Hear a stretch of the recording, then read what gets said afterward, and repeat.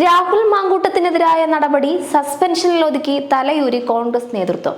ധർമ്മസ്ഥല സംഭവത്തിൽ ദുരൂഹതകൾ ഏറുന്നു. നമസ്കാരം. ഈ മണിക്കൂറിലെ ഏറ്റവും പ്രധാനപ്പെട്ട 10 വാർത്തകളുമായി ജനേകം ഓൺലൈൻ മോജോ ന്യൂസിലേക്ക് സ്വാഗതം.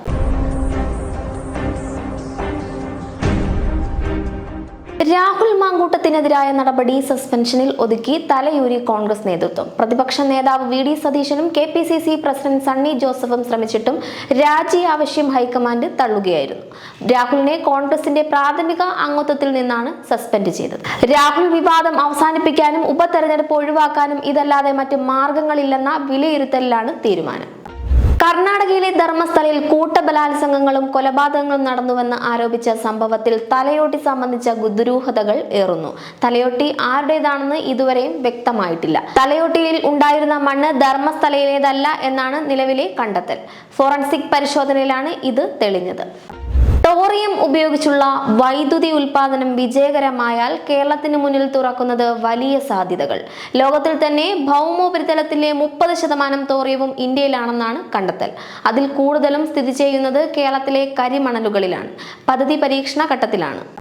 ഛത്തീസ്ഗഡ് ദുർഗ് റെയിൽവേ സ്റ്റേഷനിൽ കന്യാസ്ത്രീകളെയും ആദിവാസി യുവതികളെയും ഹിന്ദുത്വ സംഘടനകൾ തടഞ്ഞുവെക്കുകയും കള്ളക്കേസ് ചുമത്തി ജയിലിലടയ്ക്കുകയും ചെയ്ത സംഭവത്തിൽ നൽകിയ പരാതിയിൽ വനിതാ കമ്മീഷൻ നടപടി വൈകിയാൽ പ്രക്ഷോഭം ശക്തമാക്കുമെന്ന് CPI.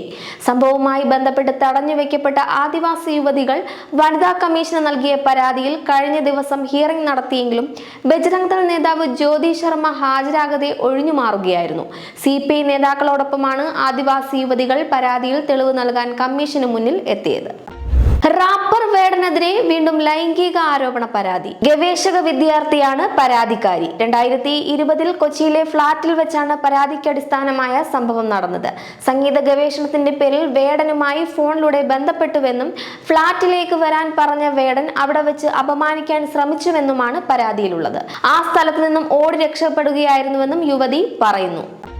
വധശിക്ഷയ്ക്ക് വിധിക്കപ്പെട്ട് യമനിലെ ജയിലിൽ കഴിയുന്ന ഇന്ത്യൻ നഴ്സ് നിമിഷ പ്രിയയുമായി ബന്ധപ്പെട്ട് സ്ഥിരീകരിക്കാത്ത പരസ്യ പ്രസ്താവനകളും മാധ്യമ വാർത്തകളും വിലക്കണമെന്ന ഹർജി കേൾക്കാൻ വിസമ്മതിച്ചു സുപ്രീം കോടതി. ഇവാഞ്ചലിസ്റ്റും ഗ്ലോബൽ പീസ് ഇനിഷ്യേറ്റീവ് സംഘടനാ സ്ഥാപകനുമായ KA പോളാണ് കോടതിയെ സമീപിച്ചത്. പ്രധാനമന്ത്രി നരേന്ദ്രമോദിയുടെ ഡൽഹി സർവകലാശാലയിലെ വിവരങ്ങൾ പുറത്തുവിടണമെന്ന കേന്ദ്ര വിവരാവകാശ കമ്മീഷന്റെ ഉത്തരവ് ഡൽഹി ഹൈക്കോടതി റദ്ദാക്കി. ഡൽഹി സർവകലാശാല നൽകിയ അപ്പീലിലാണ് നടപടി. സർട്ടിഫിക്കറ്റുകൾ പരിശോധിക്കണം എന്ന വിവരാവകാശ കമ്മീഷൻ ഉത്തരവാണ് കോടതി റദ്ദാക്കിയിരിക്കുന്നത്. പ്രധാനമന്ത്രിയുടെ ബിരുദവുമായി ബന്ധപ്പെട്ട വലിയ പ്രത്യാരോപണങ്ങളാണ് ഉയർന്നിരുന്നത്. ഓപ്പറേഷൻ ക്ലീൻ വീൽസിന്റെ ഭാഗമായി സംസ്ഥാന വ്യാപകമായി നടത്തിയ മിന്നൽ പരിശോധനയിൽ 112 MVD ഉദ്യോഗസ്ഥർക്കെതിരെ നടപടി. ഗൂഗിൾ പേ വഴിയും നേരിട്ടും പണം കൈപ്പറ്റിയ 112 ഉദ്യോഗസ്ഥരെയാണ് വിജിലൻസ് പിടികൂടിയത്. വിശദമായ പരിശോധനയ്ക്ക് ശേഷം ഇവർക്കെതിരെ നടപടിയെടുക്കാൻ വിജിലൻസ് ഡയറക്ടർ മനോജ് എബ്രഹാം തീരുമാനിക്കുകയായിരുന്നു.